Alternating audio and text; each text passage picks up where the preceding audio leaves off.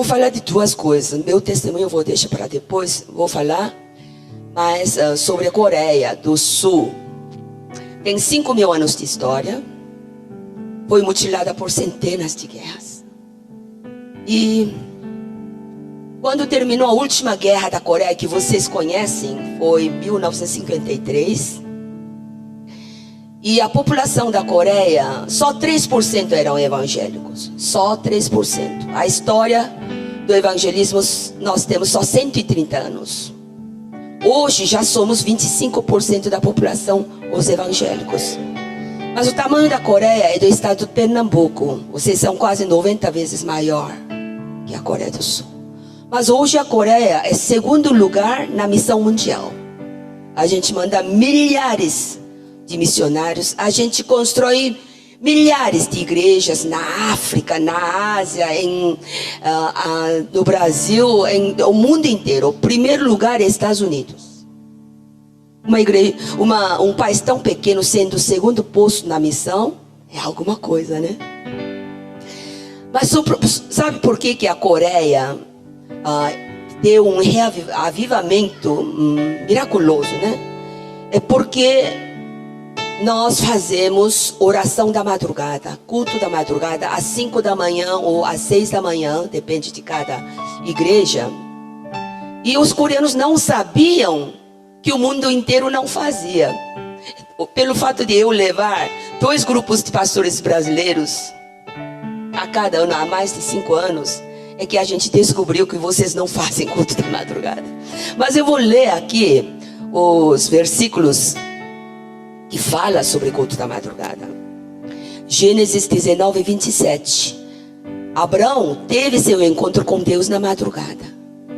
Tendo se levantado Abraão de madrugada, foi para o lugar onde estivera na presença do Senhor. O salmista orava na madrugada. Você pode ver no Salmo 88, 13. Eu, porém, Senhor, tenho clamado a ti e de madrugada te esperará minha oração. Salmo 63, 1.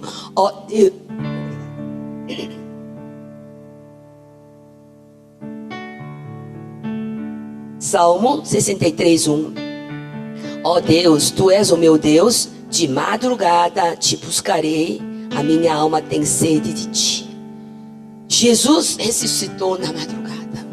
Marcos 16, 9. Quando Jesus ressuscitou, na madrugada do primeiro dia da semana, apareceu primeiramente a Maria Madalena, de quem havia expulsado 7 demônios.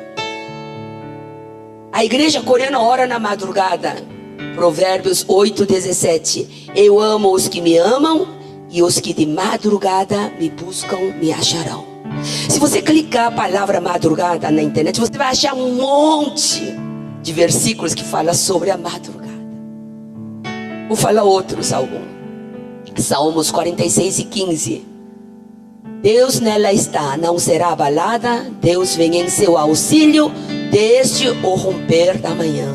Salmos 90, 14. Satisfaze-nos pela manhã com o teu amor leal, e todos os nossos dias cantaremos felizes. Essa é a oração de Moisés, que viveu 120 anos. E ele diz que o que mais deixou ele feliz é encontrar com Deus de manhã. Salmos 5, 3. De manhã ouve, Senhor, o meu clamor. De manhã te apresento a minha oração e aguardo com esperança. Êxodo 14, 24. No fim da madrugada, do alto da coluna de fogo e de nuvem, o Senhor viu o exército dos egípcios e o pôs em confusão. Êxodo 19, 16. Aqui fala sobre Monte Sinai, quando Deus deu 10 mandamentos e instruções sobre o tabernáculo. Ao amanhecer do terceiro dia houve trovões e raios, uma densa nuvem cobriu o monte e uma trombeta ressoou fortemente. Todos no acampamento tremeram de medo. Josué 3:1. Levantou-se, pois, Josué de madrugada. Todos os israelitas partiram de Sitim e foram para o Jordão. Olha, a passagem do Jordão aconteceu na madrugada. O Mar Vermelho também abriu na madrugada.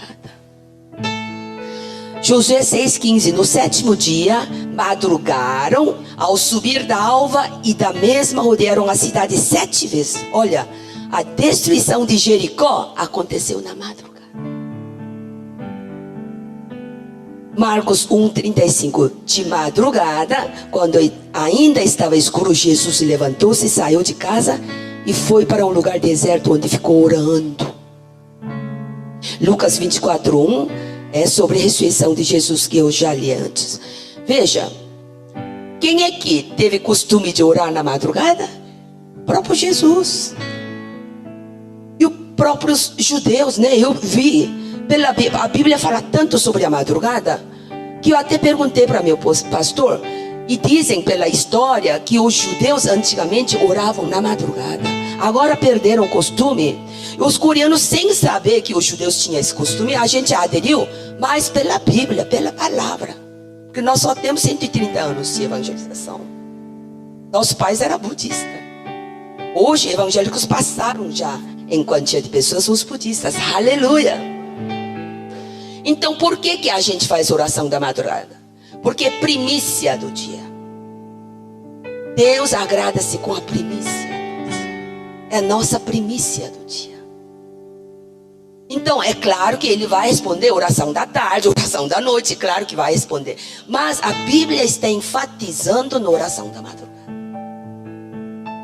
Nessa viagem eu estou já há quase 15 dias. Eles me colocaram todos os dias para pregar. Eu estou rouca, me desculpa. Ontem preguei 3 vezes. Então, esses 3% após a guerra da Coreia, que a Coreia se tornou 80% da nação em favelados. Vou mostrar nas fotos daqui a pouco.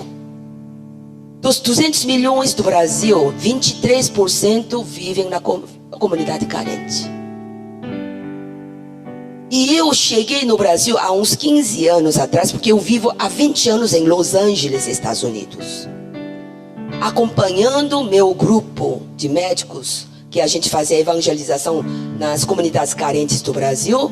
A minha igreja de Los Angeles, nós levantamos 3 igrejas e uma creche na comunidade carente do estado de São Paulo e de Espírito Santo.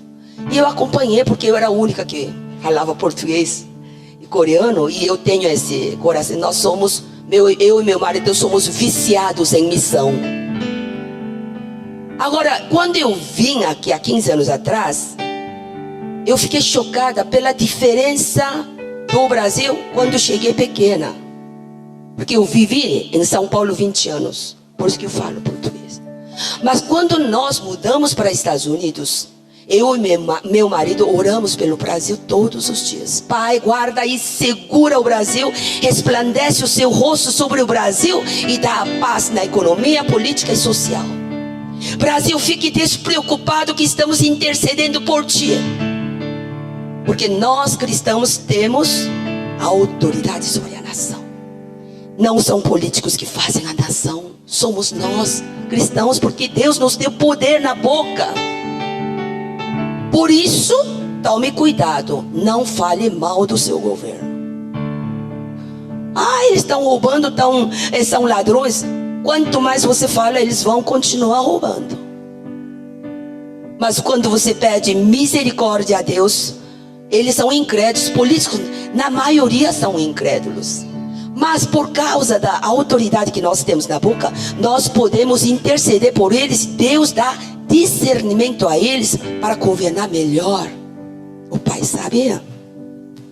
1 Timóteo 2:2 fala assim: devemos orar e interceder pelos reis, que seriam os políticos, e por todos que estão em eminência, que são os políticos, para que tenhamos uma vida quieta e sossegada. O que quer dizer?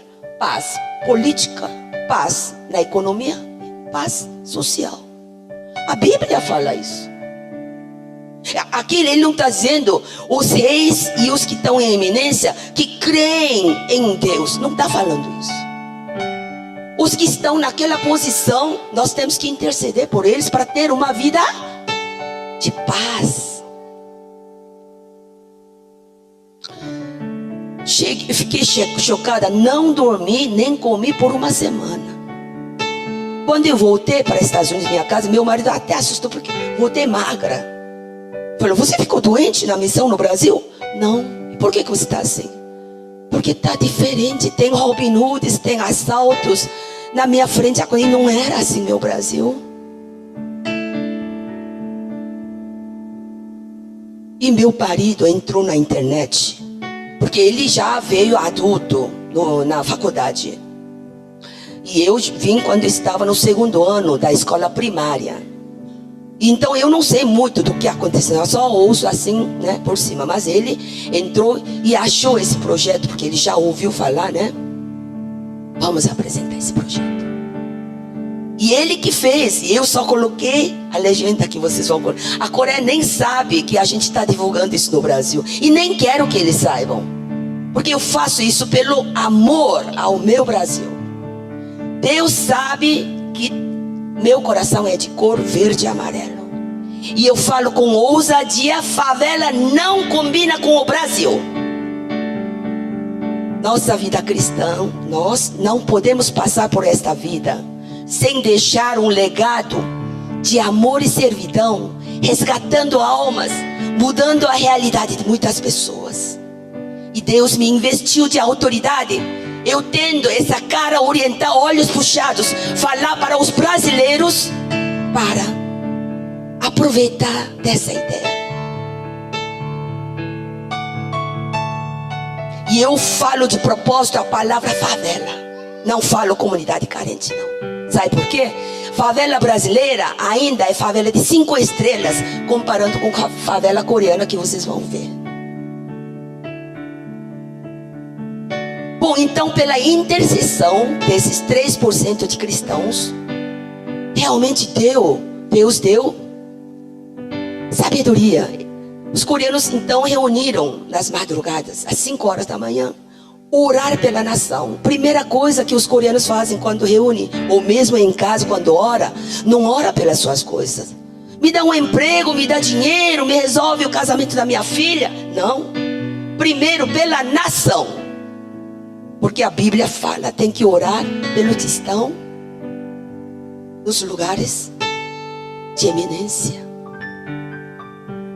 Aí automaticamente nós vamos ter paz social. De todos os projetos, todos falharam. Só esse deu certo porque os coreanos começaram a reunir nas igrejas para orar pela nação. Me desculpe eu dizer para vocês, eu percebi que os brasileiros amam sua cidade, amam, talvez até seu estado, mas não ama a sua nação. Um coreano, um americano dá sua vida pela nação, sabia? Não pode dizer, minha cidade ainda está calma, que se dane os outros. Não pode, é a mesma coisa que você, eu estou salvo mesmo, que se dane os outros. Não. É da nação é que vai influenciar todos os estados e as cidades. É ou não é? A partir de hoje eu profetizo, vocês vão abrir a boca para abençoar o Brasil, em nome de Jesus. E eu e meu marido, com muito orgulho, de mais de 15 anos a gente está orando pelo Brasil. Tá vendo? Deus está limpando o Brasil. Nós dois participamos nesse movimento da limpagem política do Brasil. Tá vendo? Se vocês todos juntarem, vai ser bem mais rápido. É ou não é? Olha, o IDH, Índice de Desenvolvimento Humano, que mede a qualidade e nível de educação da população, o Brasil ocupa a 75ª posição mundial. A Coreia hoje é 17ª do mundo. E na época dos meus pais, a maioria eram analfabetos. Hoje a Coreia, 99,9999% são todos formados da universidade. Você entra no táxi, o motorista táxi é engenheiro civil, ou é arquiteto, ou fez mestrado, ou é doutorado. É que lá é muito populoso. A densidade lá é assim, ó, o Brasil tem 22 habitantes por quilômetro quadrado.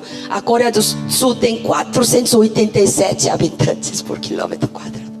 Mais que 200 vezes. Então a competição lá é assim, muito apertada, muito forte.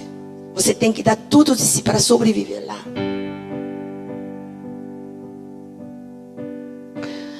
Bom, Bom, nos tempos de 60, eu e meu marido crescemos num país mais pobre, né? Na minha frente, eu ia com minha mãe na feira, acontecia 3, 4 assaltos, eu me lembro disso. É no ônibus, é na rua, invadindo casas, etc. Por quê? A pobreza gera revolta e a revolta produz violência. Eu sei que a favela de vocês é de 5 estrelas, mas eu me preocupo com a violência. Porque não é o Brasil. Quando eu cheguei aqui, eu tinha só 13, 14... Eu cresci, né? Eu entrei no primário, depois fui para ginásio. Quando eu tinha 13, 14 anos, eu lia já Estado de São Paulo, Folha de São Paulo, e tinha fotos, favela, no arredor do grande São Paulo. Paisagem de São Paulo mudando rapidamente com favela. O que é favela? Eu fui ler, né? Então, a migração do Nordeste que houve, né, pela seca, e veio procurar uma nova vida, procurando emprego em São Paulo, Rio. E favela aqui, favela lá, tal.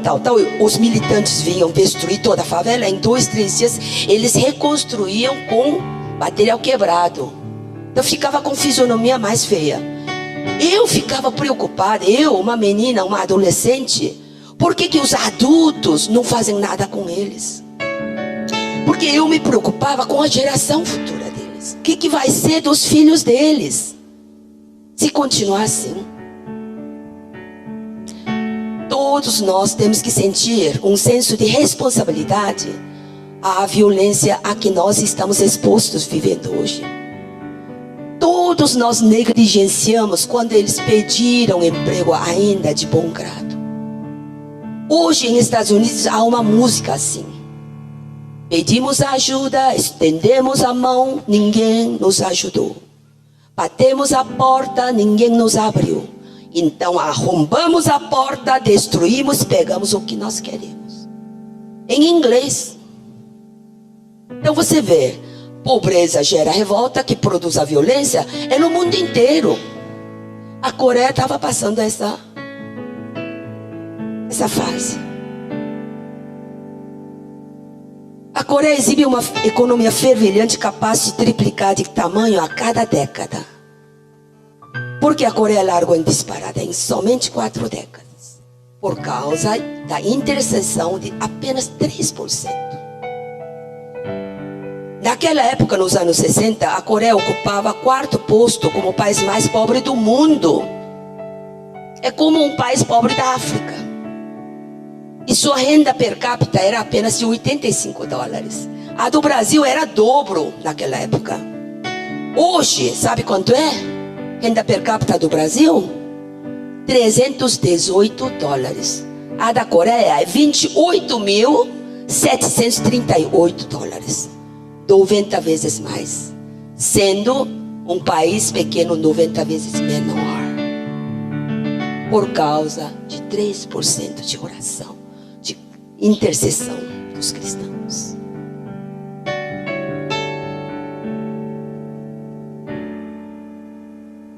No ano passado, nos Estados Unidos, ano retrasado, eu acho que é o 3, a estação de TV PBS, conhece Brad Pitt, ator americano? Ele fez uma reportagem por 30 minutos sobre a Coreia do Sul, apresentando a Coreia como referência mundial na restauração e na humanização de zonas urbanas degradadas. Vou mostrar lá. Nessa reportagem, os americanos ficaram impressionados com a Coreia, conseguindo proeza que parece impossível para outras metrópoles mundiais.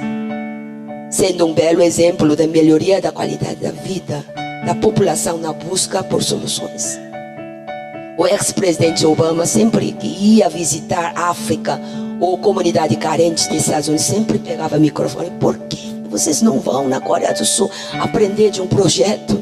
Ele mesmo fazia. Você sabia que no Brasil, o Financial Times de 2010 afirma que o Brasil é 10º posto na tabela dos super ricos. 10º lugar, onde há mais ricos, é no Brasil. Em contrapartida, 10º posto onde há mais pobres.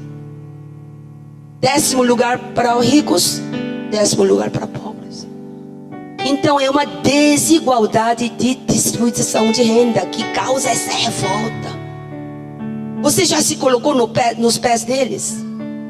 Há um ditado coreano que fala: você passa fome 3 dias, você vai pular o muro do vizinho.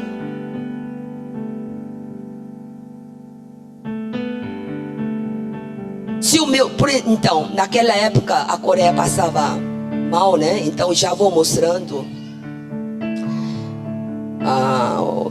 O projetor já está pronto, né?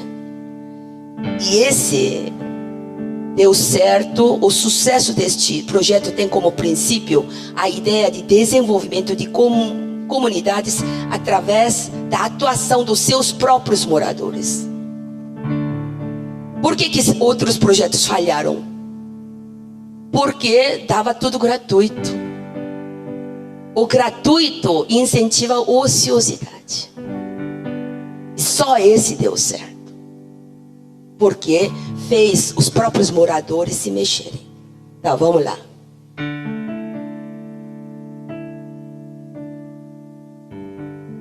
Tá, eu vou sentar para vocês verem.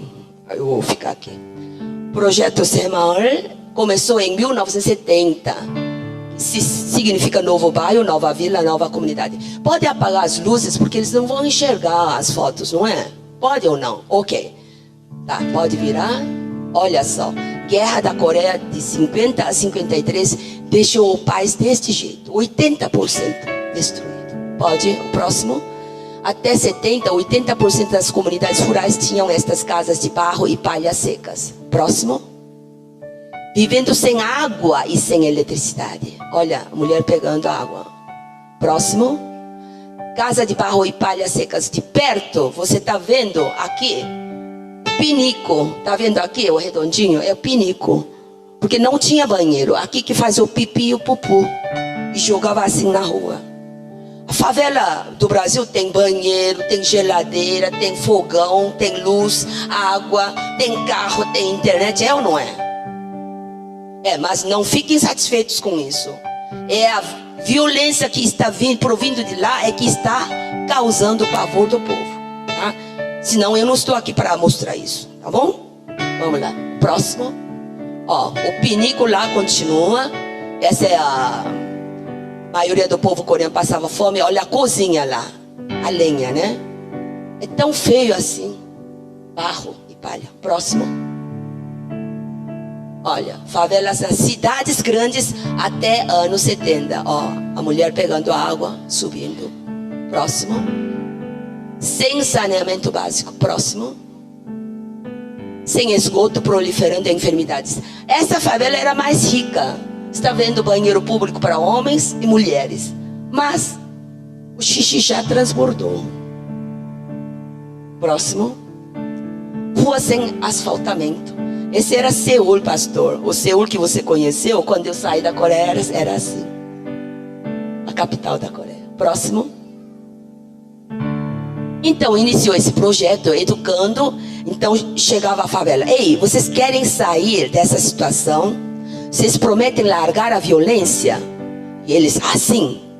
Então escolha uns 3, 4 líderes, rapazes inteligentes, né? Liderança. Pegavam eles e ficavam treinando 1 mês na capital da Coreia, que é Seul, ensinando tudo a liderança. E um técnico também vinha acompanhar. Como não tinha luz, olha, eles colocaram a gerador. Todos os adultos, até crianças, assim, aprendendo, iniciando, educando o povo sobre o projeto. Começou em 70, tá? Próximo. Esse aqui tinha o riacho de pipi e pupu, que causava doenças, né? Então precisava de ponte. Então o projeto iniciou 70 moradores construindo ponte debaixo da liderança desses técnicos ou dos líderes deles. E tirou toda a preguiça do povo, todo mundo saindo para ajudar. Então mão de obra é do próprio morador. Próximo. As mulheres lá em cima com lenços na cabeça para não queimar. As mulheres também saíam para ajudar. O objetivo do projeto é tirar a ociosidade do povo carente. Próximo. Cooperando mutuamente, todo mundo cooperando. Próximo. O presidente Park Chung-hee trabalhando com o povo, ele que então recebeu a sabedoria de Deus por causa de 3% de intercessores de oração da madrugada. Próximo. Agora veja, essa aqui na reforma de telhados, aqui ainda é de palha, né? Veja lá em cima, lá, já tirou e colocou já telhas, está colocando, né? Telha decente. Próximo. Então, paisagem da comunidade até 70, antes de iniciar o projeto, era assim, tá? Era assim. Vamos ver o próximo. Depois da reforma habitacional, olha como mudou. Olha como é a mesma favela. Porque o governo colocava em competição 2, 3 favelas. Quem terminasse primeiro vai dar as ruas asfaltadas, água, luz e escola pública, assim. Para que eles façam isso rápido, né? Próximo. Próximo, ok. E o governo expandia e pavimentava rodovias ligando entre as cidades. Agora pode falar que a cidade já não é favela. Próximo. Resultado do projeto, fábricas e armazéns construídos. Em 7 anos, tirou toda a paisagem de casas de barro e sapê para casas decentes de cimento e telha. 7 anos.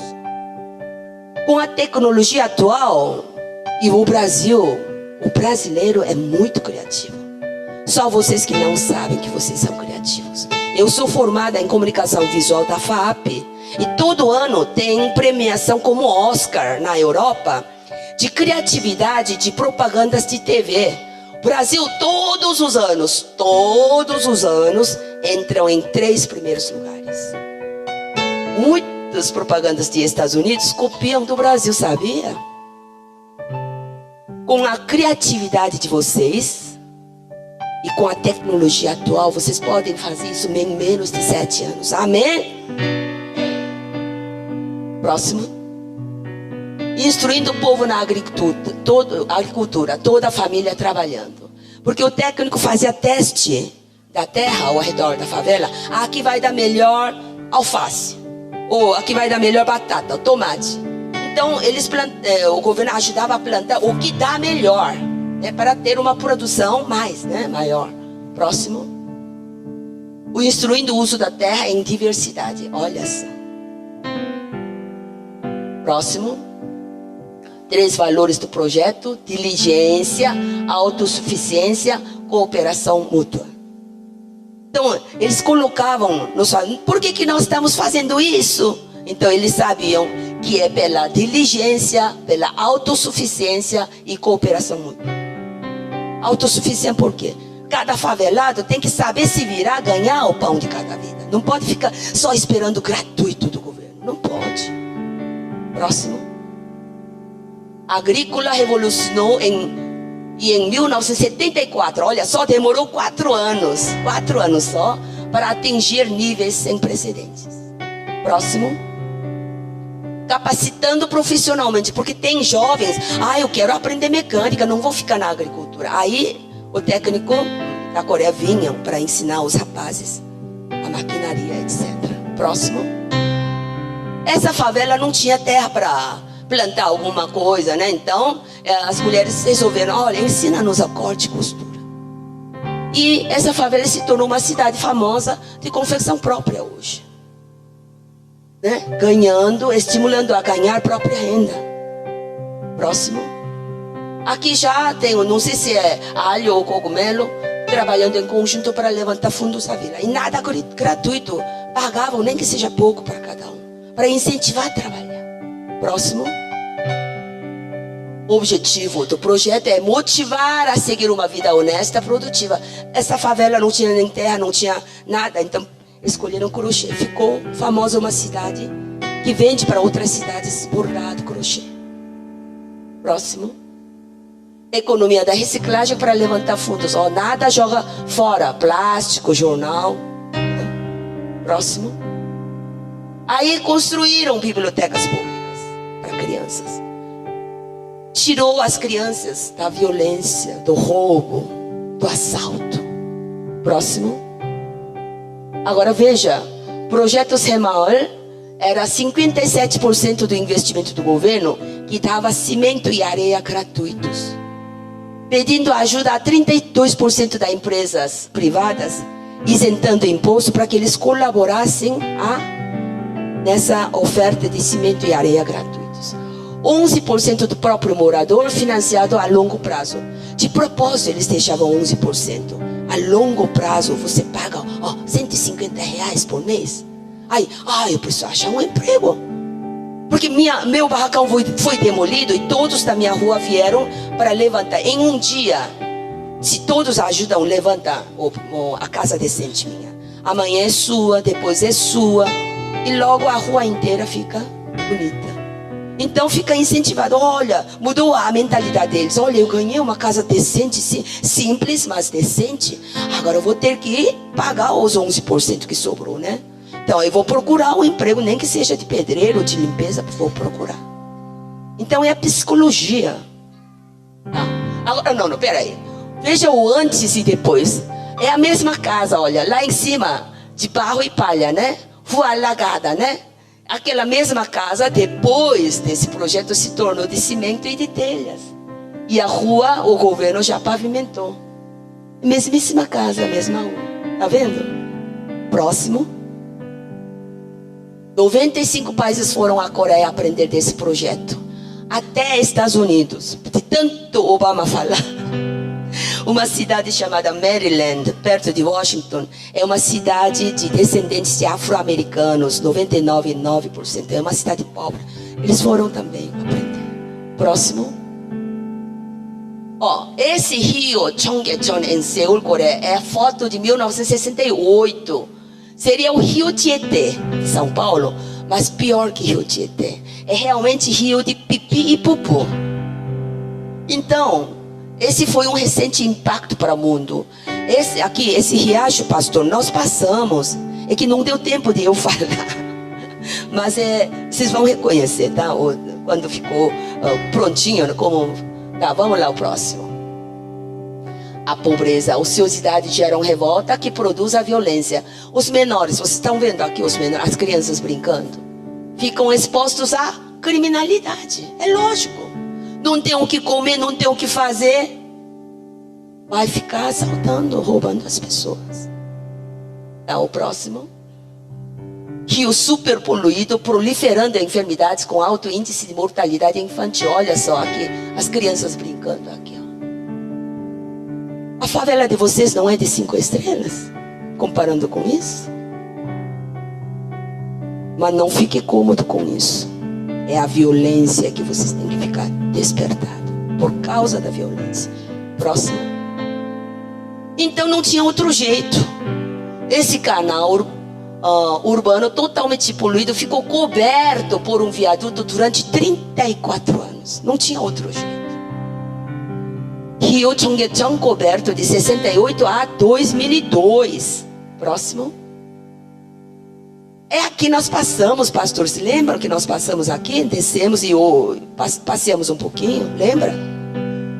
Passou uma reportagem no SPTV em São Paulo e um arquiteto brasileiro, diretor de urbanização de Curitiba, Paraná, visitou em 2008 Rio Cheonggyecheon despoluído e com área revitalizada. É o mesmo riacho que vocês viram há pouco. A gente vê até o fundo do riacho com peixes nadando. E olha como o povo está usufruindo. Olha como mudou a paisagem. Já não tem mais favela. Por quê? Porque 3% intercederam em madrugada pela nação. Próxima. À noite, olha, eles fazem shows musicais, fazem assim, shows. Esse projeto levou apenas 3 anos, 2003 a 2006. É claro que houve um investimento da prefeitura.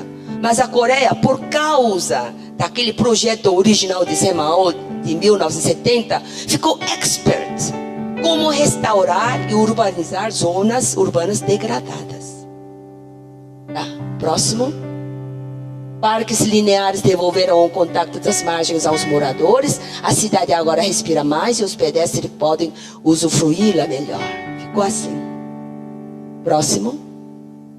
Projeto que tornou uma realidade, assegurar a melhoria da qualidade de vida a partir da paisagem restaurada. De domingo, os adultos trazem as crianças, né? Colocam os pés na água para refrescar. Próximo. Esse é de longe, né? Tirou de alto de um prédio. É esse riacho, ó, o Rio Tietê, né? Mais que pior que o Rio Tietê, né? A Coreia do Sul conseguiu uma proeza que parece impossível para outras metrópoles mundiais.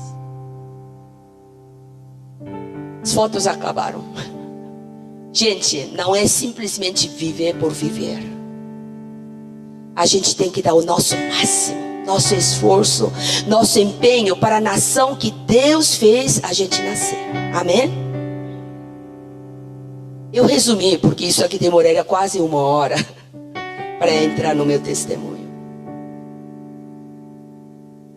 Bom, agora eu vou contar como é que me tornei uma ousada oriental, olhos puxados para falar para brasileiros sobre favelas. Bom, eu cheguei pequena porque meu pai, que assim resolveu largar tudo, porque ele ouviu falar de um país, segundo melhor país para se viver no mundo, perdendo apenas de Estados Unidos. Terra gigante, rico em fauna e flora, sem guerras, porque ele passou quase que toda a vida debaixo de guerras. E eu, de qualidades excelentes que ele falava do Brasil, eu fiquei impressionada, porque eu podia comer bananas e laranjas todos os dias. Porque uma banana e uma laranja se come uma vez por ano no aniversário, quando é filho de ricos. Pós-guerra, super pobre. Hoje a gente importa, lá não dá essa planta, porque cai neve no inverno. Numa zona temperada assim, não dá essas plantas tropicais. Vocês dão graças a Deus por poder comer bananas e laranjas todos os dias. E muito mais que isso, frutas tropicais. Muitos países do mundo invejam vocês. A Coreia nem sabe que vocês precisam desse projeto. Eles acham vocês ricos demais. Se eu mostrasse essas favelas de vocês atuais, eles nem achariam que vocês têm favelas. É algo que vem de uma pessoa como eu, que viveu desde criança no Brasil. Viemos de 53 dias de navio, porque não tinha avião ligando Coreia do Sul e Brasil. E ele comprou perto de Mogi das Cruzes, Jacareí, um sítio, porque o sonho dele era mexer na terra, agricultura, porque ele já tinha conseguido fama, dinheiro, respeito na Coreia.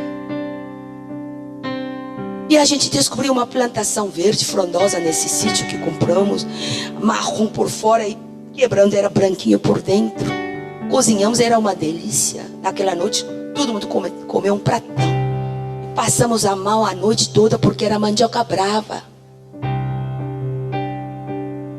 Eu via meu pai enegrecido no sol, com enxada na mão. E eu aprendi uma coisa com ele: não é dinheiro, fama, respeito que faz um homem feliz. É a satisfação que o homem tem do que ele faz. Seja feliz na posição em que você está. E nós tivemos que mudar para Tatuapé. E ele abriu, porque nós tínhamos que estudar, né? Nós éramos pequenos, não tinha escola lá. E era a vida em São Paulo era realmente muito difícil. Porque além de não falar português, a nossa dificuldade é que os brasileiros compravam afiado, assinavam, pagavam tudo no fim do mês, porque não tinha supermercado naquela época. Mas a dificuldade para nós, meus pais e eu, que também ajudava na loja, no empório, é que todos vocês tinham a mesma cara para nós. Então ele teve que bolar um caderno, nome Maria, entre parênteses em coreano, Maria Bernalda. Nome Paulo, entre parênteses, barrigudo. Nome Mário, entre parênteses, narigudo. Nome não sei o que, João colocava assim, orelhão, sei lá. E esse dicionário nós usamos por 7 anos. 7 anos usamos. Ele ficou um craque em botar um apelido em cada um de vocês rapidinho. E só depois de 7 anos é que descobrimos que nós é que tínhamos a mesma cara para vocês. E eu fui à escola e os meninos da minha classe me gozavam de macaca, porque não tinha orientais naquela época. Eu larguei bananas e laranjas, cerrei os punhos, me dediquei com afinco nos estudos, porque minha cara eu não posso mudar. Então no que eu posso vencer esses meninos que me caçoam? Em um ano eu tiro nota 10 em todas as matérias, menos em português, que é difícil essa língua, né? Tem gênero, números. Ainda eu erro, mas vocês estão me entendendo, né? Aleluia. E eu entro em primeiro lugar no exame de admissão. Quem é dessa época? Exame de admissão. E o estado de São Paulo veio me entrevistar. Como é que uma filha de imigrantes entra em primeiro lugar na admissão? Eu atribuo esse êxito escolar porque eu usei minha frustração, meu ponto negativo, para me construir, não para me destruir. Nem sempre as feridas são ruins. Você pode usá-las como base sólida, como motivação para você se esforçar mais do que você pode, mais que os outros, e sair vencedor nessa vida.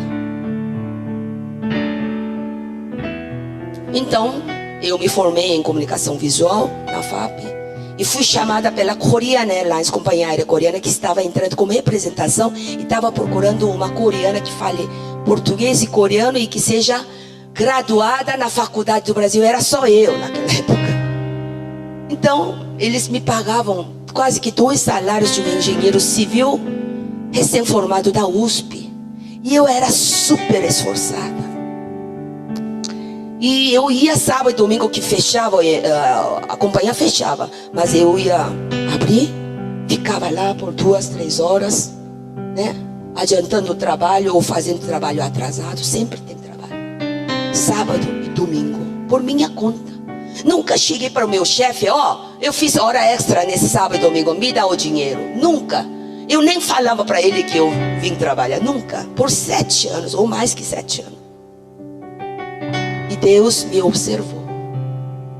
Deus te observa como você se comporta diante da sua situação real, do seu trabalho, do seu estudo. E Ele vai te promover, vai te escolher para te usar na obra dele. Essa vai me servir. Este vai me servir na obra. Dê tudo de si, e você será mais que vencedor nesta vida. E eu tinha um caso de um advogado da companhia que era injusto para com todos. Todos odiavam, eu também. E todo funcionário confiava em mim por eu falar 2 línguas. Era muito pressão para uma moça de 20 e poucos anos. Eu não sou formada em inglês. E a gente ganha o caso depois. Mas eram meses de estresse. Olha, o ódio traz a enfermidade. A forma de a alma gritar suas dores é através da enfermidade. Então eu contraí uma insônia crônica e não me deixava dormir por 20, 30 minutos. Terrível, não consegui dormir 20, 30 minutos. Então minha mãe, consternada, foi buscar ajuda a evangélicas amigas que estavam na Assembleia de Deus da comunidade coreana em aclimação. E já tinha montanha de oração. Montanha de oração é uma coisa típica da Coreia, que acho que não deu tempo de a gente ir dessa vez. Na montanha faz cavernas individuais. Você entra, ajoelha, pode invocar, pode gritar, chorar, que ninguém ouve. Fecha a porta. Ela ficou 1 semana lá, voltou radiante, diferente. Eu estava na sofá, sentada assistindo televisão. Ela veio sentar junto, colocou a cabeça, os 10 dedos na minha cabeça, massageando. E eu assistindo TV, né? Meu pai na poltrona também na TV. E ela no meu ouvido: lá lá lá lá lá lá lá lá lá lá lá lá lá lá lá. Ué, que é isso? Mas o lá lá lá lá dela me transmitia poder. Eu sentia que ela estava fazendo isso por mim. Ela estava se derretendo diante de Deus para ajudar a mim. Então repente, eu que não acreditava em Jesus, em Deus, em visão, nada disso. Eu era muito racional. De olhos abertos, eu me vejo ao lado da televisão, eu ajoelhada, diante de um homem de cabelos longos e de vestes longas, de um brilho dourado intenso. Era ele me massageando com 10 dedos. Só que os 10 dedos estavam totalmente penetrados dentro da minha cabeça, ó, até aqui, ó, eletrocutando. Só que não é essa eletricidade que você conhece. É de profunda paz, de amor, de felicidade, profunda alegria, regozijo, indescritível em palavras humanas. E meus olhos correndo lágrimas, não de dor, mas de profunda paz. E todas as células começaram a tremer, a cabeça começou a tremer, o corpo inteiro até os pés. O lá da minha mãe aumentou de tom para lá, porque ela assustou, né, com meu tremor. Então meu pai, que estava assistindo televisão, ouviu lá, e olhou para mim. Eu estava chorando e tremendo. Ele correu, desligou a televisão, veio para mim. Yong, meu nome coreano é Yong. Yong, o que está acontecendo? As vozes deles estavam longe, porque eu estava tão concentrada em me relacionar com esse homem de vestes de dourado intenso. Não sei quanto tempo passou, a visão sumiu. Aí eu falei: mamãe, papai viu esse homem? Não, eles não viam, só eu que vi. Aí eu contei, minha mãe falou: escuta, você recebeu o batismo poderoso do Espírito Santo direto do Senhor Jesus? Você mãe, você pai, sua oração tem poder. Use o poder da sua oração para tirar sua filha da enfermidade, seu filho do vício, do gangue. Amém? Logo eu senti sono. Eu esquecera o que é sentir sono. Fui maravilhada para a cama sentindo sono. E nessa noite fui arrebatada ao reino dos céus. 2 homens de vestes de branco ofuscante vieram para mim: nós vamos te levar para o lugar mais maravilhoso do mundo. Eu acho que são 2 anjos, né? Então eu, tá, vamos. Fui caminhando e veio assim um barulho atrás. Nós olhamos, era uma bruxa velha, de cabelos desgrenhados, de roupa suja e imunda. Ela se escondia na parede, no poste, assim, chorando, berrando: Yong, eu te perdi! Yong, eu te perdi! Ela nos seguia a uns metros, mas não conseguia aproximar de nós. Quem é ela? Por que ela me perdeu e está chorando? Ela é demônia da insônia crônica, que queria me enlouquecer, me matar e levar-me para inferno. Então esse homem da direita falou: eu vou pegar ela para outro caminho, você leva a Yong sozinho. Olha, acho que eu tenho 2 anjos, um que vai lutar contra demônio e outro que me conduz no caminho certo. Então nós chegamos logo, ele foi, a gritaria parou e nós chegamos em frente a um castelo lindo. Aí ele falou: agora você sobe sozinho. Tá bom, eu subi lá. Tinha degraus assim de mármore branca com colunas gigantes. Subi correndo. Oh, que luz! Olha, eu não podia abrir os olhos. Eu fiquei demorando assim, olhando, piscando, tal. Céu azul, gramado verde, pomares alinhados. E o ar que eu respirava são canções de louvor de cristãos, como se essa música está tocando, que entrava nas minhas células ao respirar o ar. Toda vez que eu respirava, canções de louvor entravam no meu corpo. Aleluia. Ouvi som de águas, fontes. Olhei, tinha assim degraus, 2, 3 andares, jorrando um monte de mini fontes. E de mini fontes estavam pendurados dezenas de mini arco-íris Nunca vi algo assim, tão lindo que é. Eu fui correr, o que exuberante, que lindo, que maravilha. Fui lá olhar, sabe o que é? A fonte, quando solta água, a gota d'água se transforma em diamantes verdadeiros. É de onde que saía arco-íris. Não precisa invejar a riqueza daqui da terra. Lá são gotas de água, os diamantes. Chegaram mais 10 homens de vestes brancas. Disseram: Yon, você foi a escolhida para ser treinada aqui por nós. Ganhou casa nova, carro novo, curso, tudo gratuito. E você descerá para divulgar. Eu, o quê? Descer aonde? Divulgar o quê? Acordei, voltei para o mundo. Vi o relógio, dormi pela primeira vez 8 horas consecutivas. Toda a energia voltou em mim. E todo aquele remédio colateral que não me deixava dormir, né, que não dava efeito, feijões pretos sumiram de vez.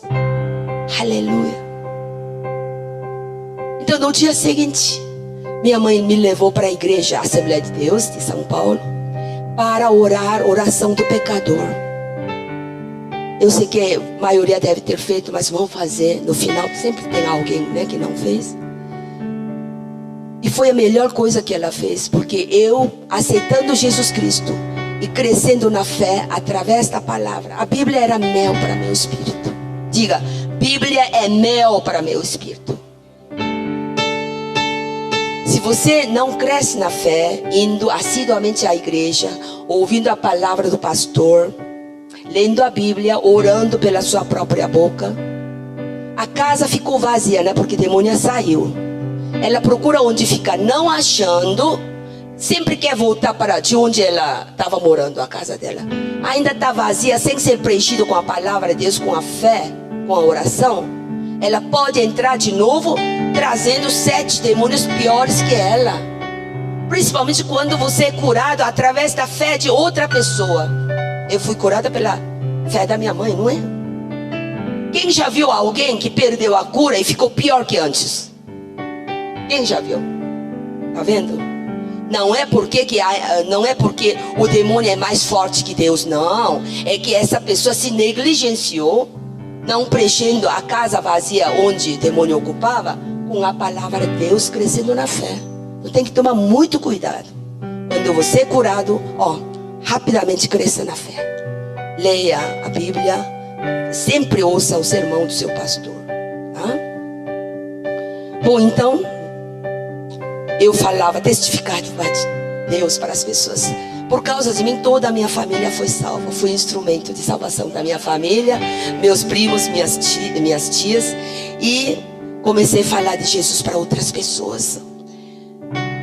Na ascensão de Jesus, ele disse assim: ele vai subir e o Espírito Santo, vocês receberão o Espírito Santo e serão minhas testemunhas em Jerusalém, Judeia, Samaria e até confins da terra. Eu orei para Deus, por que nessa ordem? Jerusalém, Judeia, Samaria, por que nessa ordem? Deus falou comigo, Jerusalém é minha família. Sabe? Meus pais, meus filhos, minhas irmãs, meus primos. Você tem que falar de Jesus para sua família. Judeia é suas vizinhas, colegas de trabalho, amigos da escola. Samaria é um outro bairro. Por exemplo, se o pastor quer ir fazer evangelização de rua no outro bairro, vai lá junto. Isso é Samaria. Confins da terra é outros países. Pode fazer tudo isso ao mesmo tempo. O ideal é fazer ao mesmo tempo. Eu estou falando isso para você não negligenciar sua família, que é Jerusalém, e fica só preocupado com Samaria ou confins da terra. Tenho um amigo coreano, não vou me casar nem com evangélica e não vou me tornar evangélico. Por quê? Minha mãe se tornou evangélica recentemente, ela larga toda a casa em bagunça, pia cheio de prato sujo, não faz comida, fica o dia inteiro na igreja, dizendo que coisa de Deus é mais importante que coisa de casa. Não é assim. Seus filhos estão te vendo. Você é modelo para ganhar alma, para trazer o seu filho, sua filha diante de Jesus. Vai depender de você. Um cristão tem que ser muito mais diligente do que um incrédulo. porque você é modelo, estão te observando. Então eu falava de Jesus, tal. Nós mudamos para Estados Unidos e o presidente da Adonep, o empresário Custódio Rangel, e a secretária-geral, a sua filha Rosane, me vendo pela primeira vez na praia, perto da nossa casa. Como é seu nome? Yon. Você tem algo especial, você tem talento de entrega, e Deus usará você no Brasil. Ele profetizou. E no ano seguinte eles me convidam para participar dos eventos deles, e aí me tornei preletora da Adonep, Associação dos Homens de Negócios de Evangelho Pleno. Os ricos são mais difíceis de crer em Deus, porque como eles têm tudo, eles acham que não necessita de Deus. É claro que há exceções, mas cá entre nós, se é para viver como rico nessa vida passageira, para ir no inferno, eu prefiro viver como pobre e ir para o reino dos céus. Lá é lindo. Bom, então, e começou minha vida na obra de Deus. Em 2006 eu volto da igreja de 20 mil membros, igreja Getsemane de pastor Jorge Linhares.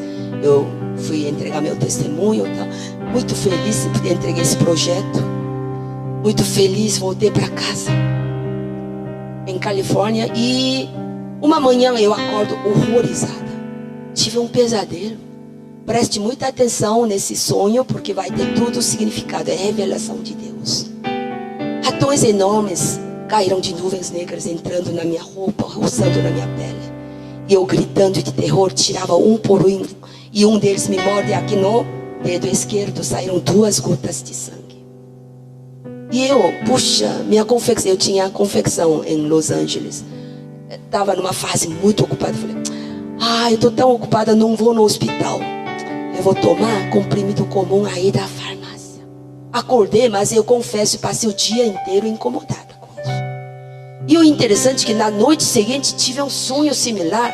Uma mosca gigante veio assim voando na minha cabeça e jorrou milhares de ovos pretos aqui no meu ombro e braço esquerdo. E eu, como estava lavando a louça, eu limpei rapidinho.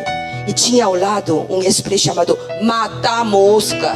Peguei, borrifei, levei a mãe mosca até a porta e expulsei-a da minha casa. Acordei, associando os 2 sonhos parecidos, eu entendi que haveria uma agressão física no meu lado esquerdo. A verdade é que eu tinha uma consulta ginecologista para uma possível retirada de bolha de água já cheia no útero.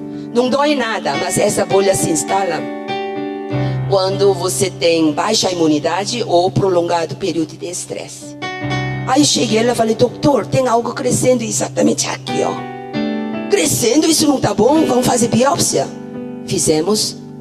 E olha que eu pensava que câncer maligno só acontecia com outras pessoas. Eu tinha câncer maligno de mama de já 7, 8 anos. E o tempo conferia a um período difícil na minha confecção própria, quando houve aquele FMI do México. Minha clientela eram mexicanos e eles pararam de vir e não me pagaram o que deviam, que daria para eu comprar uma casinha pequena quando eu me estressara.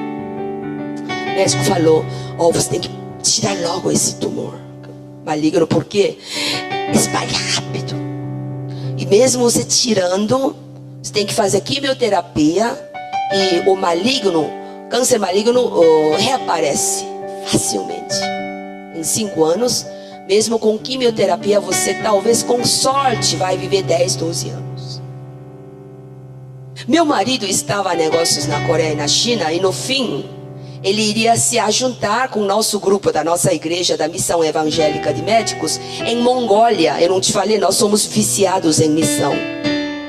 Eu não quis atrapalhar ele e eu fui fazer sozinha, né? Papelada, tal. Procurei um cirurgião famoso que era um judeu americano. E nessa semana que eu estava preparando papelada, eu fui arrumar a gaveta, porque se eu morrer, alguém vai abrir minha gaveta, não é? Eu vi que eu não tinha nenhum medo da morte, porque eu conhecia o reino dos céus, como é lindo. Mas sabe por que as pessoas não mostram? o reino dos céus para todos os cristãos? Porque na sua imprudência você pode querer se matar para ir logo para o reino dos céus. Porque quando eu voltei do reino, eu não gostei de ter voltado. Puxa, eu queria ficar lá para sempre. Mas Deus tem um plano. Deus tem um propósito em cada vida de vocês. Hoje eu amo a minha vida por causa do Senhor Jesus. Quando eu dei esse testemunho na Adonep, jantar da Adonep, que é super chique, né? O jantar caro que cada um paga, não trazem crianças. E Deus fez eu parar esse testemunho para fazer essa profecia. Vamos fazer igual? Levante as mãos. Repitam. Jesus, em nome de Jesus, toda a minha família, toda a minha descendência serão salvos. Em nome de Jesus, eu profetizo que nenhum demônio do suicídio vai se aproximar de mim, da minha família, dos meus filhos e toda a minha descendência. Demônio do suicídio, em nome de Jesus, você não tem vez na minha família. Amém, amém. Aí uma família fez um amém tão alto, quando eu olhei tinha uma criança. Ué, um jantar chiquérrimo assim, traz uma criança, e eu estranhei. No fim, a menina veio correndo e falou assim: Yon, eu aprendi muito hoje, eu volto para casa feliz, muito obrigada. Quantos anos você tem? 8 anos. E a senhora ao lado, com lágrimas, me puxou para lá e falou: eu sou vovó. Ela, minha neta, tentou suicídio na semana passada. E aquela moça de cabelos longos que veio à frente quando você fez chamada para aceitar Jesus, ela é minha nora. Hoje eu levo 2 milagres para casa. E eu sou esposa do pastor dessa cidade, ao mesmo tempo esposa do vice-prefeito. É Rio das Ostras, do Rio de Janeiro. Eu falei: mas por que ela tentou suicídio? Porque me pareceu uma família abastada. Sabe o que ela respondeu?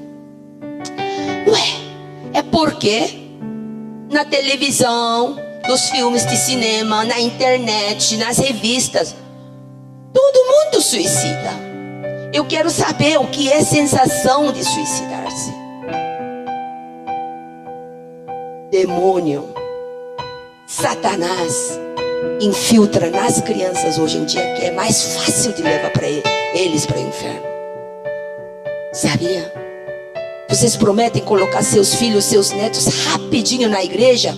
O mundo está cada vez malvado, está mais difícil para eles, é muito difícil esse peso da brincadeira do Satanás. No meu tempo, no nosso tempo de adultos, a gente até cresceu num tempo ingênuo, você não concorda? Eu achava que só de tocar a mão do menino eu ficava engravidada. Tão ingênuo assim, é ou não é? A gente encontrava com adultos na rua, a gente cumprimentava: bom dia, senhor. Boa tarde, senhora. Hoje em dia as crianças nos desrespeitam. Por quê? Porque a mídia só coloca coisas podres dos adultos. E tem grandes obras bonitas dos adultos, eles não colocam na imprensa, a mídia, a televisão. Bom, então eu arrumei gaveta, fui procurar esse cirurgião. Eu subi no consultório dele e ele assustou ao me ver sozinha. Olha, ninguém chega aqui sozinha, ou com marido, ou com filho, ou com filha, ou com a mãe, ou com a vizinha, ou com a amiga. Sabe por quê? A multiplicação das células cancerosas é diretamente proporcional ao estado mental e emocional da paciente. Eu, que não sabia que eu tinha câncer, cresceu 1,5 centímetros. Mas agora, sabendo, em 1 mês se torna uma maçã. Por isso que muitos idosos, os filhos, não falam que eles têm câncer. Podem até morrer de outra doença, mas sem saber, cresce bem devagar. Quanto mais idoso é assim. O médico até pede: não precisa falar para sua mãe que ela tem câncer. Mas para a gente jovem, eles falam já por causa do tratamento de quimioterapia e para organizar a vida, né, antes de morrer. E ele falou assim, e eu pedi: olha, eu tenho uma agenda completa no Brasil. O senhor acredita em Jesus?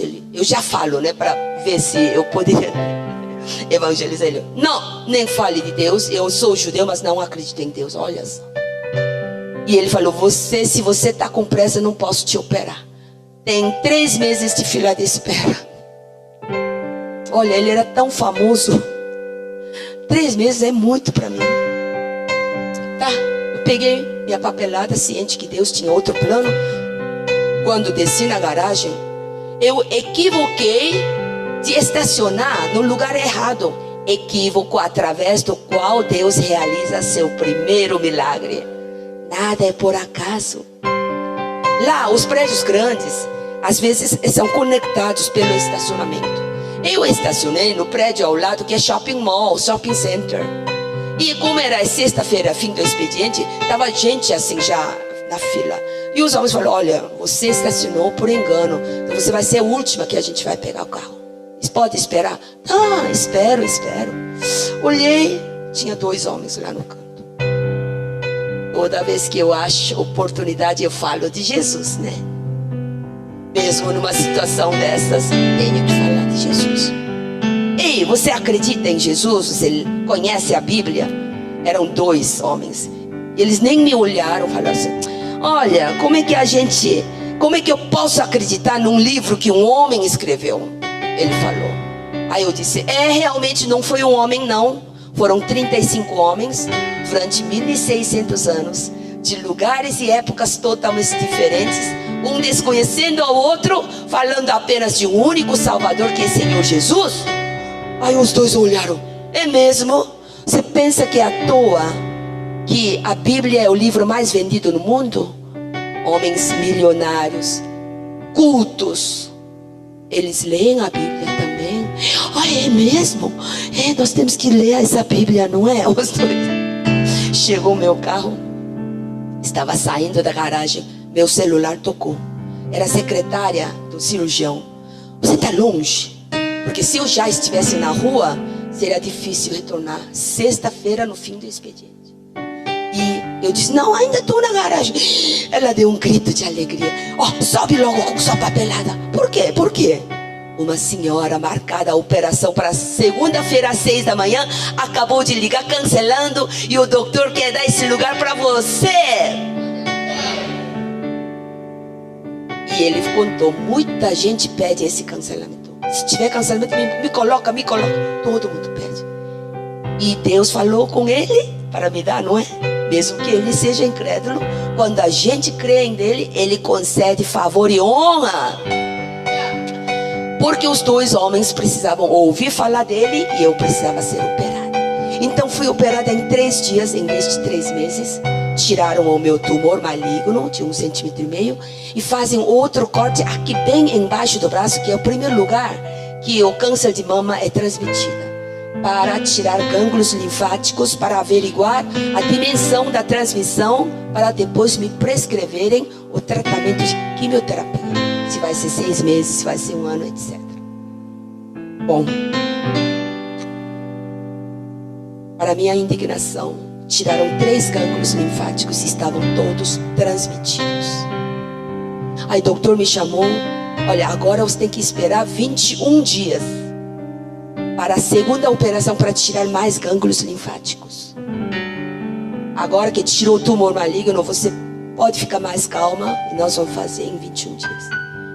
Bom, eu voltei para casa. Puxa, mesmo na obra de Deus, provações, tribulações existem, adversidades existem, que eu sou corpo humano.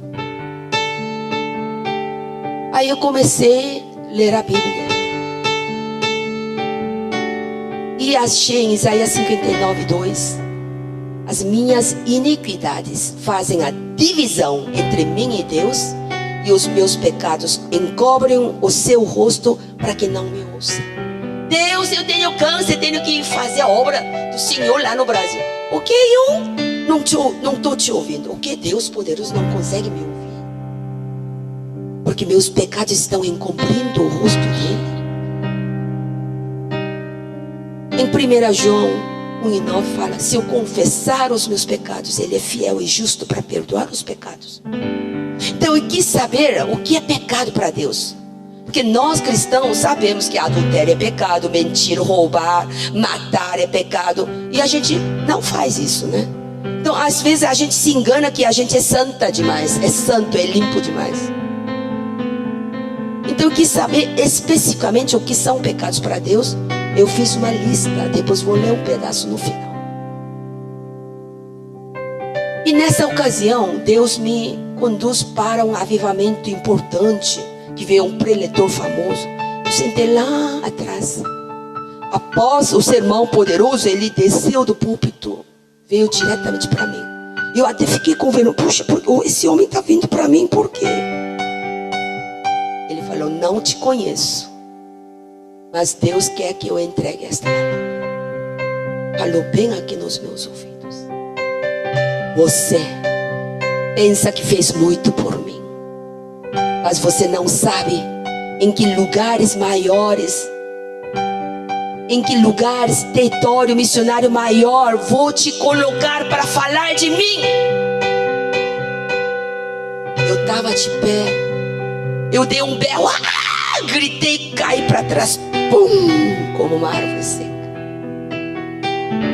Porque eu estava alimentando na minha alma uma couraça de soberba de que eu já fiz muito por Deus, sendo usada diferentemente de outras pessoas. E que agora que não tenho medo da morte, mas eu podia ir devagar, curtindo a vida. Era um segredo só meu. Cuidado com o que você pensa. Ele sabe de cada pensamento seu. Ele sabe tudo. E eu chorava, rolava, orava em línguas, no chão mesmo. Eu queria achar um buraco do rato para me meter, de tanta vergonha que eu entristeci, Espírito Santo de Deus. Pai, eu me prostro diante da sua misericórdia que não tem fim. Chorei pelos meus pecados, pelas minhas fraquezas, continuamente inclinadas ao materialismo e conforto, propensa ao orgulho e egoísmo que não vão embora. Tudo que eu faço em prol da expansão do reino provém de onde? Da carne ou do espírito? Realmente eu quero sua justiça ou a minha? De onde procede a minha motivação? Tenho um nome a zelar por quem? Chorava, orava em línguas, não importava com pessoas ao redor. De repente, minha voz alcançou uma nota tão alta que eu não sabia que minha voz era capaz de alcançar. Eu estava cantando em línguas de anjo, gente. Era sinal de que Ele me aceitou o meu arrependimento, porque Deus não resiste ao coração contrito. E que Ele daria mais chances para me colocar num território missionário maior, num lugar maior. E tenho certeza que esta igreja é um desses lugares maiores. Aleluia! Quando eu levantei, estava toda molhada de suor e lágrimas. E ao voltar para casa, entendi uma coisa: servir ao reino dos céus não é um favor que nós fazemos a Ele, é Ele fazendo um favor, permitindo-nos trabalhar a Ele. No dia seguinte, Ele me conduz para perdoar as pessoas. Estou inserida no mundo para sempre assim receber ressentimentos, né, feridas, uma palavra ríspida do marido ou do filho, da filha, até na fila do banco, um mau atendimento de uma funcionária. O não perdoar é continuar atado em espírito ao inimigo e envenenar a mim mesmo. Se eu não perdoar, é comida para demônios, eles vêm correndo para atuar na minha vida. Se eu não perdoar, as minhas orações não serão respondidas. Na raiz da palavra perdoar significa soltar-se de alguém que te magoou. Perdoar é caminhar livre e leve em Cristo Jesus, é desvencilhar-se do passado. Então eu liberei perdão. Cada pessoa que eu achava convencida, orgulhoso, nariz arrebentado, também eu perdoei. Me perdoa que eu achei ele, falei mal dele. E às vezes a gente também machuca os outros, é ou não é? liberei todo o perdão. Aí, Deus me permitiu usar a maior arma que nós temos, que é o nome de Jesus. Quando eu fui recém-convertida, eu não sabia orar. Eu redigia uma redação bonita, mas não sabia. Mas o meu pastor da Assembleia de Deus falou que em nome de Jesus há poder, que é para eu invocar toda hora o nome de Jesus. Sabe o que eu fiz? A única oração que eu fazia era: em nome de Jesus, em nome de Jesus, em nome de Jesus, Jesus, Jesus, Jesus, em nome de Jesus, em nome de Jesus, em nome de Jesus, amém. Era a única oração. Eu podia fazer isso 3 minutos, 10 minutos, dirigindo o carro, lavando a louça, não é? Posso fazer isso 1 hora. Não demorou. Acho que era no 3º mês após eu ser convertida. Estava levantando da cama para ir trabalhar. Vou me lavar. Em nome de Jesus, em nome de Jesus, em nome. Assustei. Alguém levantou antes de mim. Cama de solteira. Ué, quem dormiu comigo essa noite? Era outra demônia. Essa era mais arrumada no cabelo, grisalho, mas de coque, as roupas suja e imunda. Ela ficou ao lado da minha cama assim, ó, pensativa, relutante. Caminhou devagar, atravessou a parede e foi embora. Acho que ela voou porque estava morando no 8º andar. Ela não aguentou eu invocar o nome de Jesus por 3 meses. Se você se acha alguém que não sabe orar, eu faço essa sugestão: nenhum demônio vai querer ficar com você. Meu filho só tinha 2 anos de idade quando eu levei para os Estados Unidos. Aos 7 anos ele volta correndo da escola chorando: mamãe, eu não quero dormir mais sozinho no meu quarto. Por quê? Porque meus amigos americanos falaram que aqui nos Estados Unidos, debaixo da cama e dentro do armário de roupa, tem demônios, bruxos, fantasmas. Eu tenho medo, posso dormir com a senhora? Eu falei: não, você tem algo maior e tremendamente forte do que todo o poder dos monstros que você está pensando, que é o nome de Jesus. Ah, é? Por que eu tenho isso? Porque você é filho de Deus, está sentado junto com Jesus, acima de todo o poder dos demônios e monstros. E eu levei ele e repreendi: em nome de Jesus, saia todo monstro debaixo da cama, armário de roupa, né? Aí ele, amém. Ele dormiu. No dia seguinte era sábado, que eu podia dormir mais um pouco.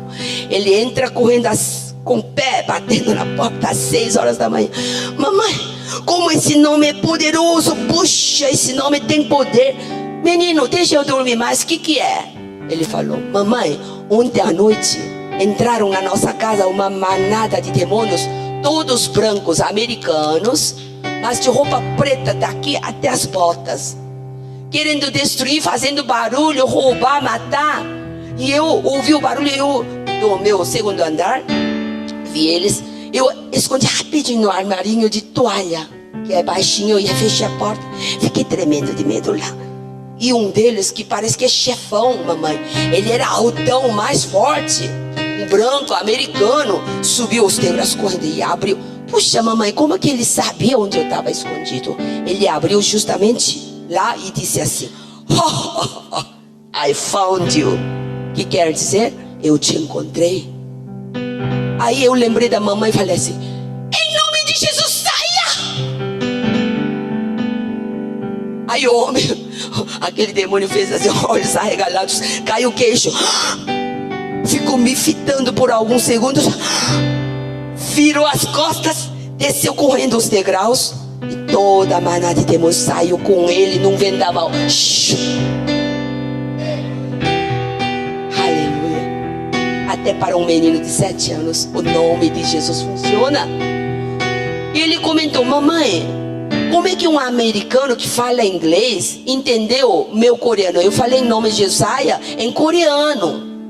Aí eu falei: acho que os demônios são poliglotas. Então, Deus, é minha vez, né, de usar o nome de Jesus. Mas veja essa ordem. Essa é a maneira correta de você obter respostas das suas orações. Você tem que primeiro limpar. pedir para Deus em que área você tem que consertar, para tirar esses seus pecados que encobrem o rosto dele. Porque a Bíblia diz que ele não está te ouvindo. Limpa. E eu te aconselho, fazer isso todos os dias antes de dormir, ou no momento em que você peca. Porque a nossa memória nem lembra dos nossos pecados de 3 dias antes, sabia? Você já machucou alguém, você já feriu com palavras a alguém, e você, sem querer, não arrepende disso, não limpa com o sangue de Jesus, e automaticamente, sem querer, você fica com espiritualidade turva, e faz com que suas orações não sejam respondidas por Deus, e libera perdão. Essa é a ordem que Deus me permitiu. Então é minha vez. Em poderoso nome de Jesus. Câncer, eu te acho, eu te arraso, eu te arrebento, eu te amaldiçoo, eu te cancelo, eu te destruo, eu te pulverizo. Saia do meu corpo, eu te recuso, eu te rejeito. Células cancerosas, parem de crescer, regridam, retrocedam na marcha regressiva. Saia do meu corpo em nome de Jesus. Você tem direito a usar este nome, porque você faz parte da aliança do sangue de Jesus. Mas não brinque com o nome de Jesus. Não fique pedindo coisas para preencher sua missão. Isso ele não faz. Eu quero amanhã um carro 0 km na minha garagem em nome de Jesus. Ele não vai fazer. Tá? Então, em Marcos 11:24, tudo que vocês oraram, tudo que vocês pediram, creiam que você já recebeu, e assim lhe sucederá. É condicional. Se você crer, assim lhe sucederá. Então a parte dele é o de fazer, e minha parte é de crer. O dar é de Deus, o possuir é meu. Então eu declarei minha cura. Pai, muito obrigada pela cura. Pelas pisaduras de Jesus já fui curada. Tenho poder para pisar serpentes e escorpiões, e toda a força do inimigo nada me fará dano algum. Obrigada. Eu declaro a minha cura. O meu câncer Deus já colocou em Jesus. Pelas feridas dele já fui curada. O dobrado da vitória está consumado. A minha cura já foi paga. O preço já foi pago. Eu declaro a minha cura. Glória a Deus. O doutor me chamou. Passaram 21 dias. E fez um corte maior para tirar mais gânglios. Mandou esperar 1 semana. E o que eu fiz nessa semana? Só louvava em gratidão. O louvor em gratidão é o único sacrifício que ele nos pede. Pai, eu te exalto o seu santo nome, pois com grande perfeição tens feito maravilhas. Eu te louvo em gratidão. Me chamou, meu marido e eu fomos juntos. Ele entrou com o envelope lacrado. Ele nem tinha aberto o resultado. Ele abriu a primeira folha e ficou lendo.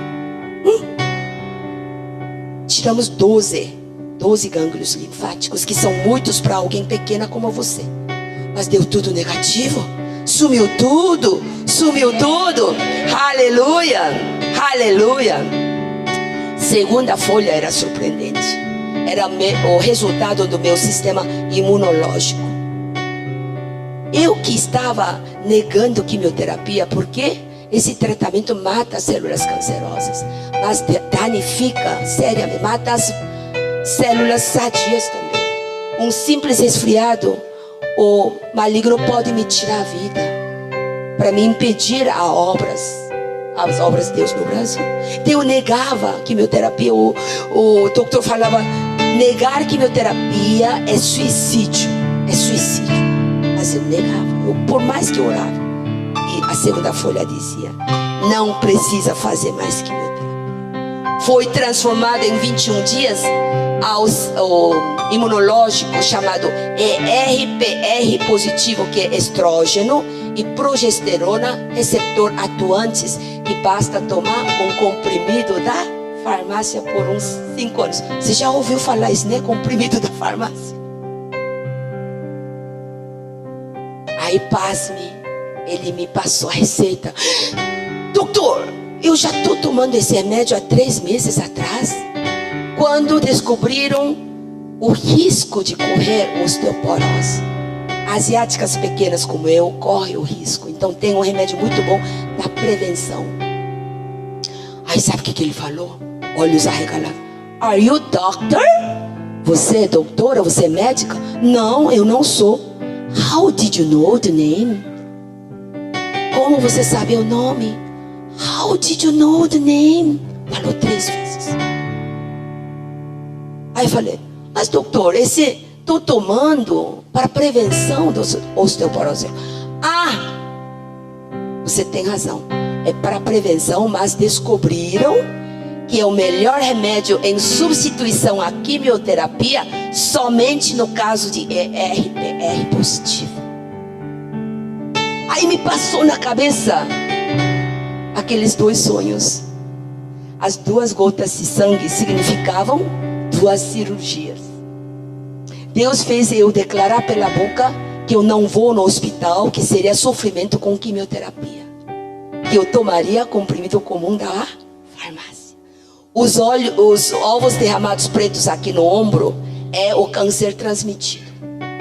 A lavagem com água limpa é a cura pelo poder do Espírito Santo. O mata-mosca é o poderoso nome de Jesus, que eu borrifei e expulsei a mãe mosca da minha casa, que seria meu corpo. Porque voltei para a ginecologista. Agora vamos tirar a bolha de água. Sumiu a bolha de água, gente. Sumiu também.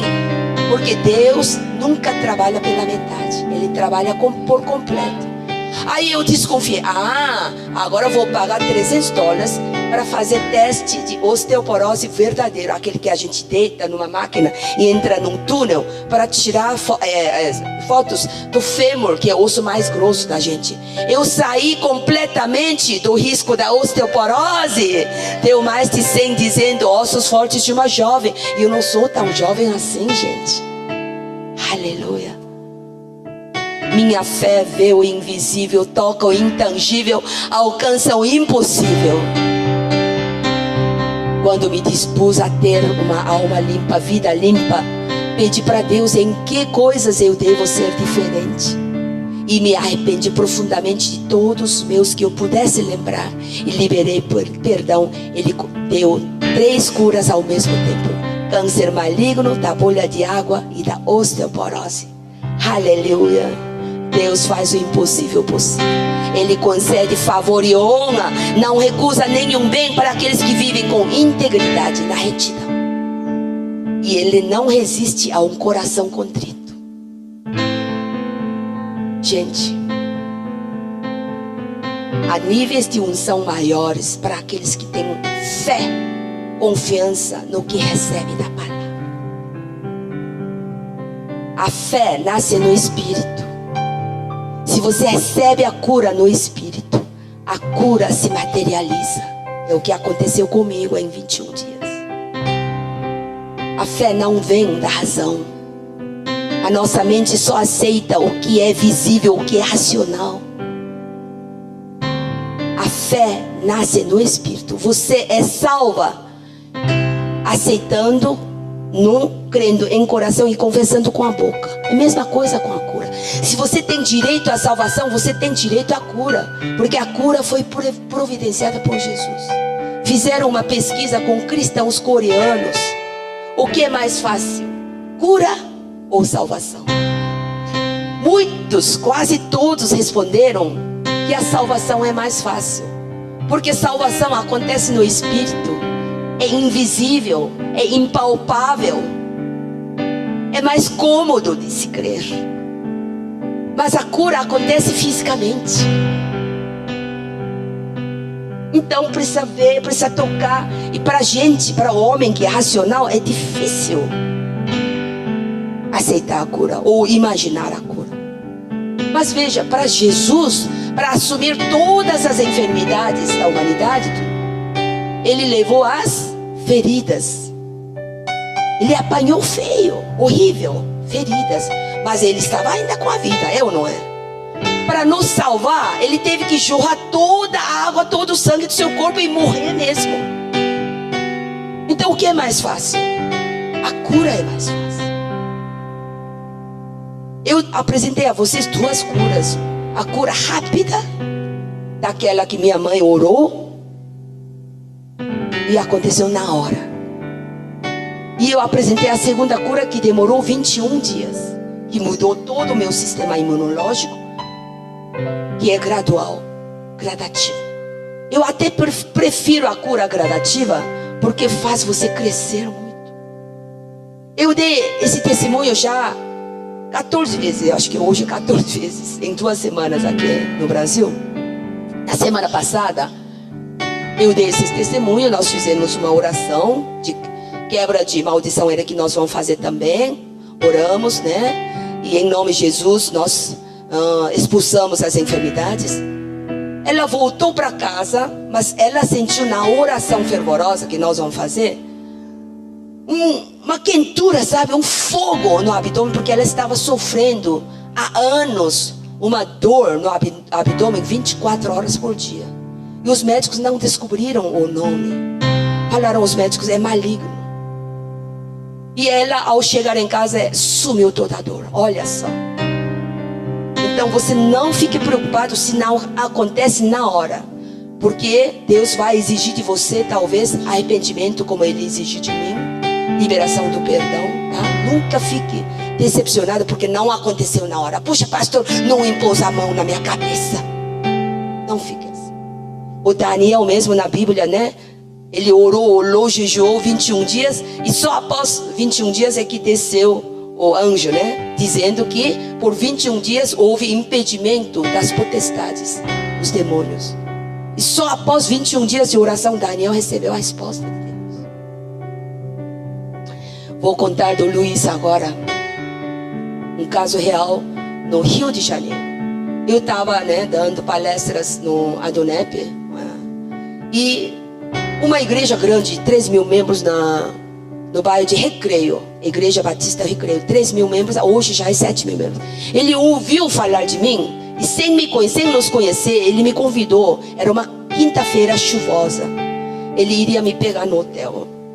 Aí ele me liga, olha, houve um imprevisto, eu vou mandar meu motorista particular, o nome dele é Luiz, só que ele tem um táxi, então vai chegar um táxi amarelo, se não fique com medo e tome, porque Rio de Janeiro é super perigoso, uma mulher tomar táxi no escuro, já às 7 da noite, 7h30. Fiquei lá no hotel, chovendo e tal, chegou um táxi amarelo. Luiz? Sim, sou Luiz. Entrei, sentei, em 1 minuto, nós partimos, em 1 minuto, Deus fala comigo, fale de mim para Ele. Aí eu desobedeci, e eu respondi para Deus, Deus, Ele é motorista particular de uma igreja de 3.000 membros, motorista particular do pastor sênior, provavelmente ele é membro dessa igreja. Fiquei calada. Não demorou mais 1 minuto, Deus falou mais forte comigo, como se batendo no meu peito, fale de mim. Eu assustei. Ei, Luiz, há quanto tempo você é membro dessa igreja? Senhora, nem fale de igreja, nem de Deus, nem de Jesus. Tudo isso é coisa para gente rica, gente preguiçosa, que não tem nada que fazer neste mundo. Eu tenho que sustentar meus pais idosos, tenho um irmão doente, eu tenho que trabalhar. Eu sei que esse pastor está me tentando há 3 anos me evangelizar. Eu não boto meu pé nessa igreja. Não fale disso para mim. Que coração endurecido. Eu falei, pai, eu obedeci, tá? Mas eu continuei. Eu sou coreana, moro em Estados Unidos, Los Angeles. Eu venho aqui como preletora da Adonep, não sei se o senhor conhece, e essa igreja me pegou. Agora, o senhor só ouve 10 minutos, se não gostar, levanta e vai embora. Fica lá fora me esperando, porque é o senhor que vai me levar de volta para o hotel. Chegou em frente à igreja, ele falou, tá bom, então só 10 minutos, não é? 10 minutos eu ouvi. Peguei a mão dele e botei ele mais ou menos no meio. E esqueci dele, né? Porque lá muita gente, eu tô pregando, tal, testemunhando, papapá. E no final, eu fiz, quem quer aceitar Jesus? Ele levantou, com lágrimas nos olhos, veio aqui na frente com outras pessoas.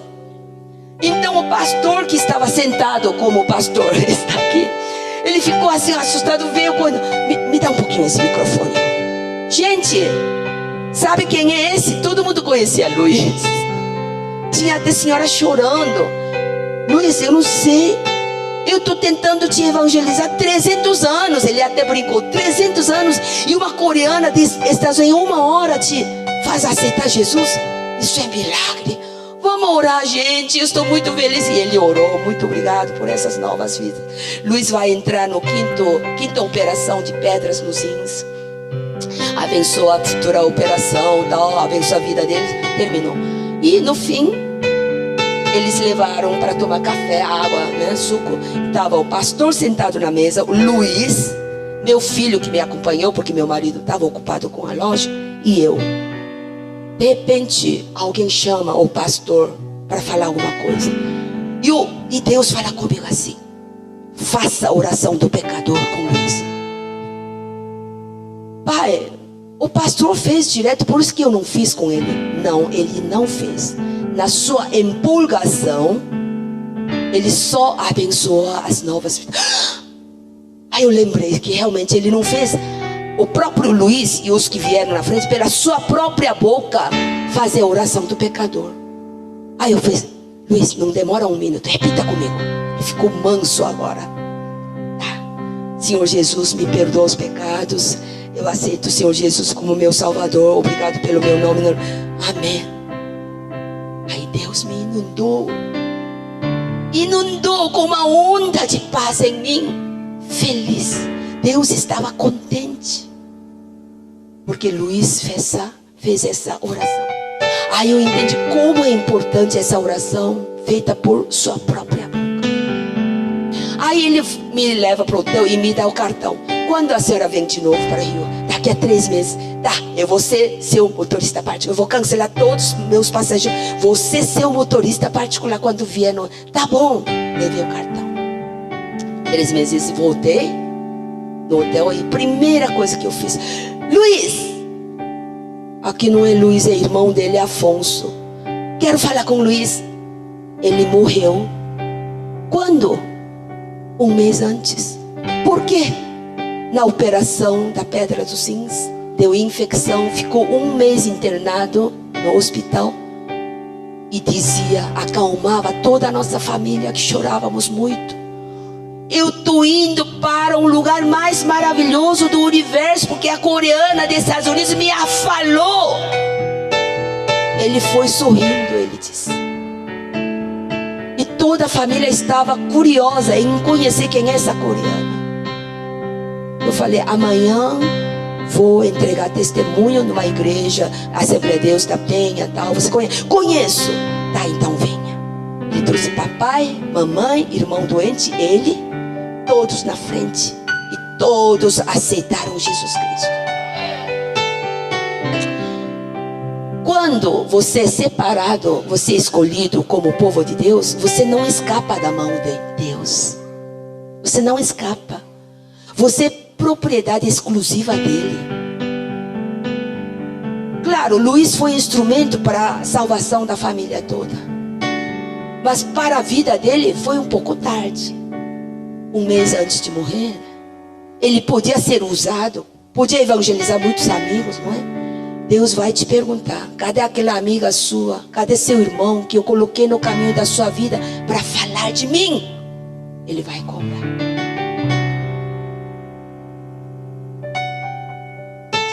Feche os olhos. Vamos fazer essa oração do pecado. Coloque uma mão no coração, outro para reino.